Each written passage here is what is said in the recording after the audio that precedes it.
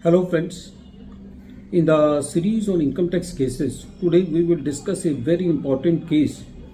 in which the issue before Nagpur ITAT SMC bench was that if an allegation is made on the assessee that the assessee has received some on money for the sale of property made by the assessee,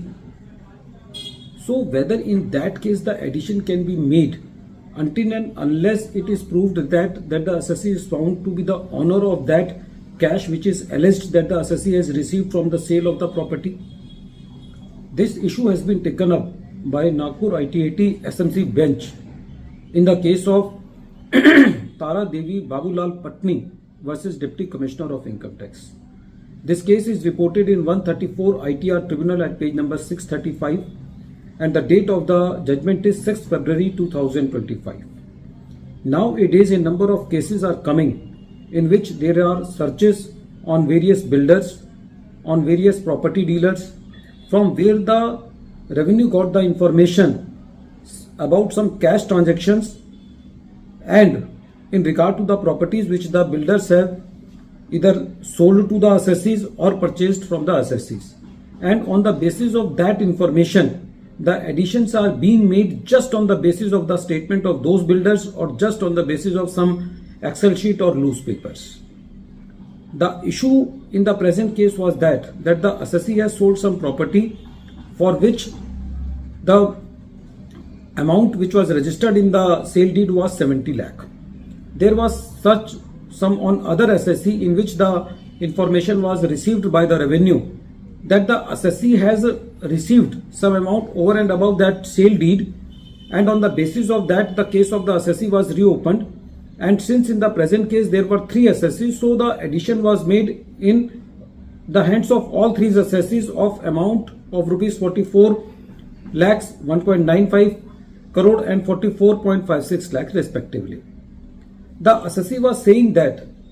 the assessee has not been given the opportunity to cross-examine that person on the basis of whose statement the addition is being proposed. And the assessee said that whatever the documents or loose sheets have been given, that are in the nature of dumb documents. The assessee also contested on the ground that no money has been received from the premises of the assessee and the revenue has not proved that the section 69A is applicable because the assessee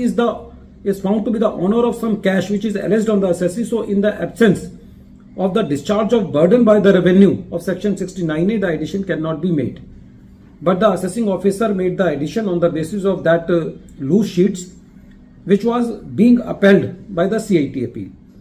When the matter was before the tribunal first of all said that in the present case it is very evident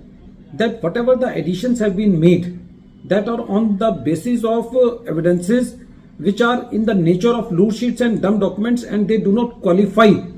to be the valid evidences. The tribunal said that in the present case the assessing officer has grossly failed to make any inquiry that whether the assessee has received any cash or not, because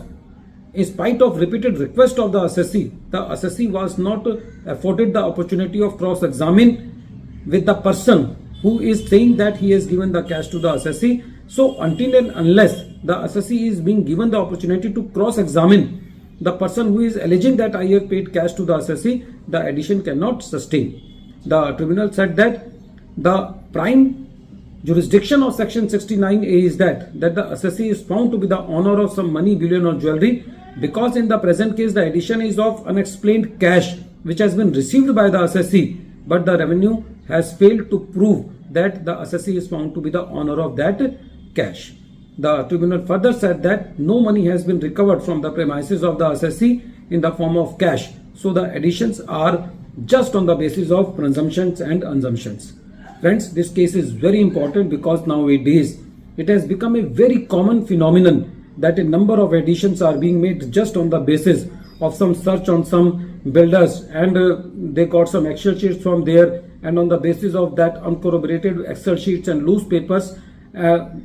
a number of the additions are being made. So this case is very helpful to deal with those cases. At the end of this video, once again I am repeating the name of the case. The name of the case is Tara Devi Babulal PATNI versus Deputy Commissioner of Income Tax, and this case is reported in 134 ITR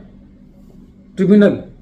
at page number 635, and the date of the judgment is 6th February 2025.